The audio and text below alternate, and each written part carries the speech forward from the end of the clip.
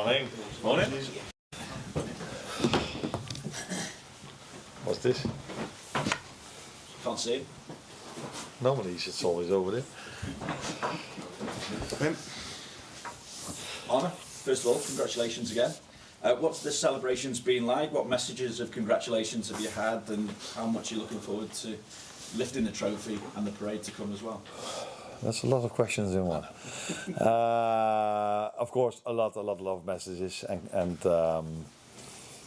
yeah, they are 9 out of 10 times they're the same. But it comes from a good heart, and it's always nice to get these messages. I've tried to answer all of them, not by sending big messages back, but try to answer all of them.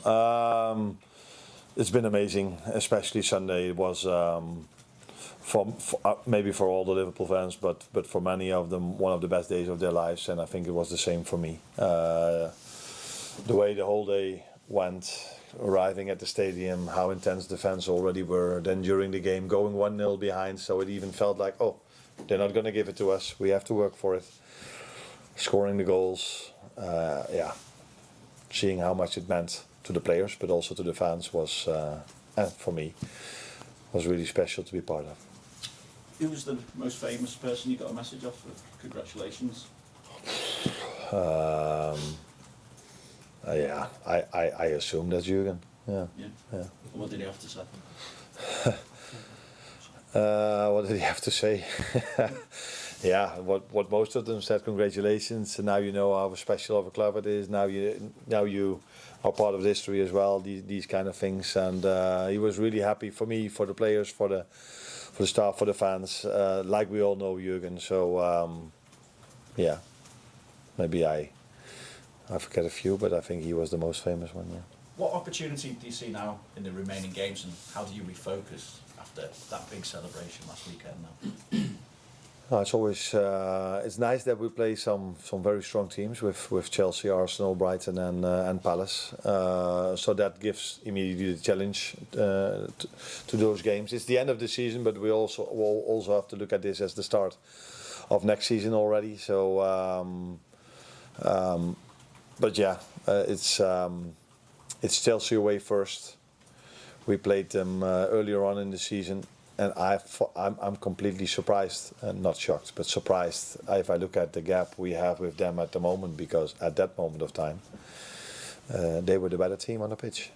But we found a way to win, and that is a quality that we didn't need a lot, because mostly we were the better team on the pitch. But in that game, yeah, we had to suffer more than any other game maybe. So to be so many points ahead of them is a big compliment for everyone here at this club. As you mentioned, just looking ahead to next season as well, can we just take a check on Trent and when you hope for that situation to be resolved? 4 weeks to go. I know. If there's any news on that, I wouldn't say you were the first one to know, but the people in front of me would would probably hear it all together. And as long as there's no news from us, this is not the place to talk about this situation. Hi again.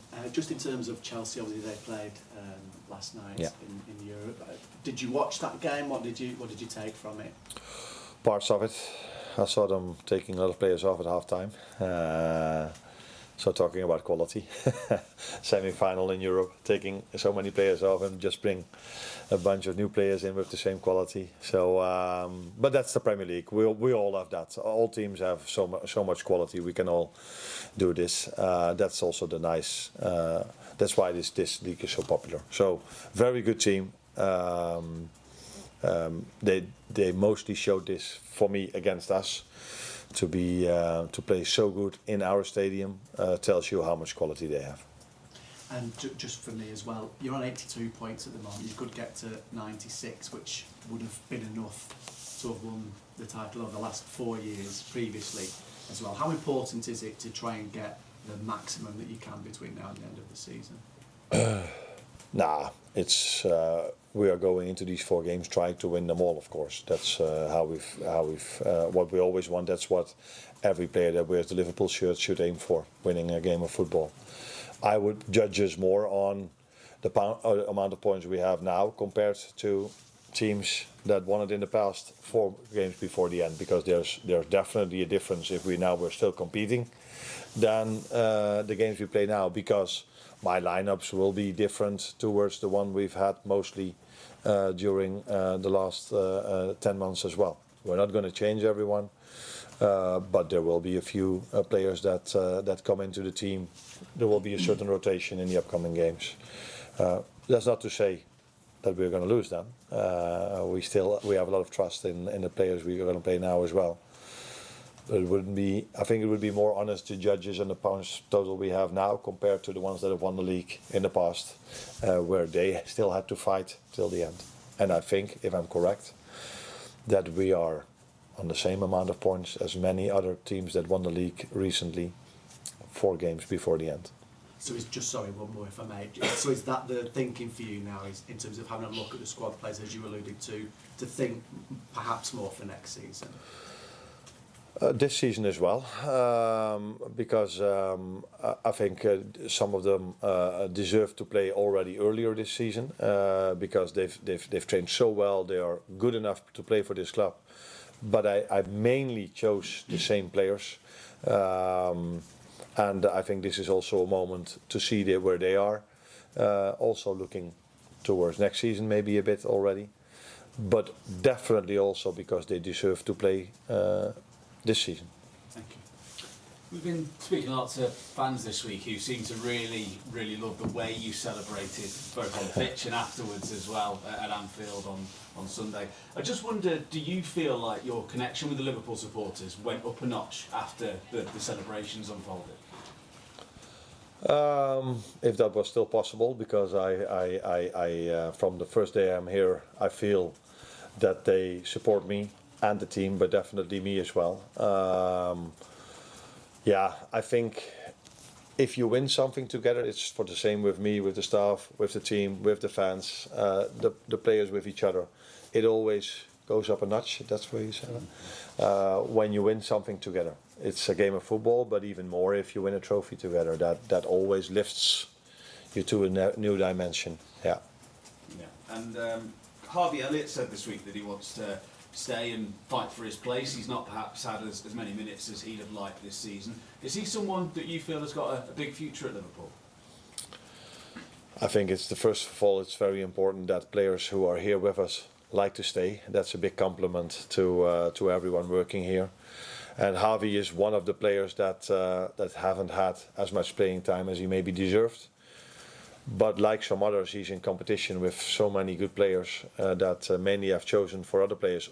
Also partly because he was injured for a long time, and I've been honest with him. The first part after he came back from his injury, he wasn't the same as he was before his injury. But the last few months, he's back to his old level again.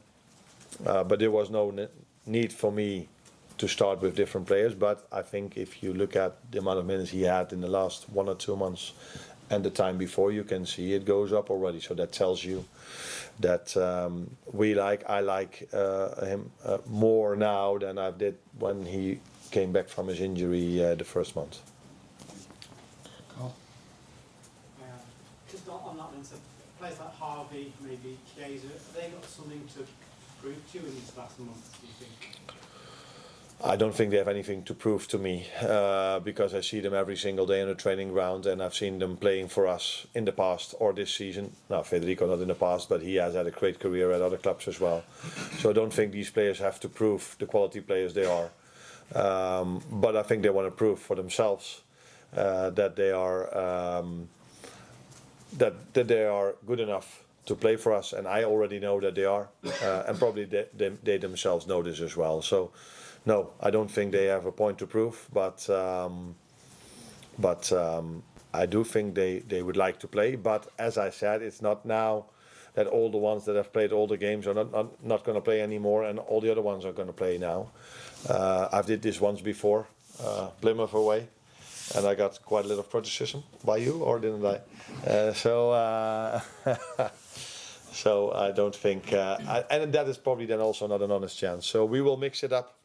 But it's not going to be 4 games with the same lineup as we had against Tottenham. You mentioned earlier start and think about next season, which this season you never did. You always think about the next game. So how much advantage does winning the league with 4 games to go give you in terms of looking forward to next season, in terms of planning and everything? There are so many things that have influence on next season. Is it an advantage, yes or no, that some teams could go to the Club World Cup? Is it? I think the main advantage of winning the league is that till now, if I spoke to players, new players that we wanted to bring in, I always told them that our fans are really special, that it's special to play at this club. I think that was maybe not even necessary to tell them in the past, but after Sunday, I don't think I ever have to tell anyone again how special our fans are, because that was unbelievable. Not only because of how much emotions there were, but them not coming onto the pitch. The amount of times I see teams winning the league and there's a pitch invasion after 2 minutes, everyone is like, yeah, what are we doing here? Let's go inside. But they all stayed in the stands, the way you say it, and the celebrations were incredible. But not even after the game, also during the game. So winning the league, having these fans, I think this is a big attraction to every player we want to bring in, and that's definitely helpful. But if it's helpful that we won the league now already for next season, that is so hard to tell you. Mandy. Hi, Arne. Considering the progress English teams have made in Europe, what does that say about the strength of the Premier League? Considering Manchester United are 14th and Tottenham 16th, and they could be contesting the Europa League final. Yeah, but I think the number 14 and 16 of the Premier League have so much more funds than the number 1 in Holland, for example. So it's not a complete surprise that teams, and we have many of them in the Premier League, have so many more funds than everywhere around the world, every other place around the world, except for Paris Saint-Germain, except for Barcelona, Real Madrid, and a few others. That is not a surprise that English teams go all the way into Europe, especially in the Conference League and in the Europa League, because they are in a different league when it comes to money compared to the other teams that play there. In the Champions League, it's more balanced, I think. So it's a big achievement from Arsenal that they are still in the semi-final. So yeah, it tells you how much money there is in this league and how strong this league is. But we all knew this, that we didn't need this season to know that the Premier League is probably by far the best league and the most competitive league in the world. There are not many leagues where the number 15, 16, 17 now. Because of a coincidence, it's then United and Tottenham, they normally are not there. But even the teams that are normally there have players that can play for the number 1 and the number 2 and the number 3 as well. And you don't see this in any other league, I think. No? Hi Arne, you mentioned that Chelsea were the better team in the first game, and they had some real joy tactically, probably giving you more tactical problems than anyone else this season.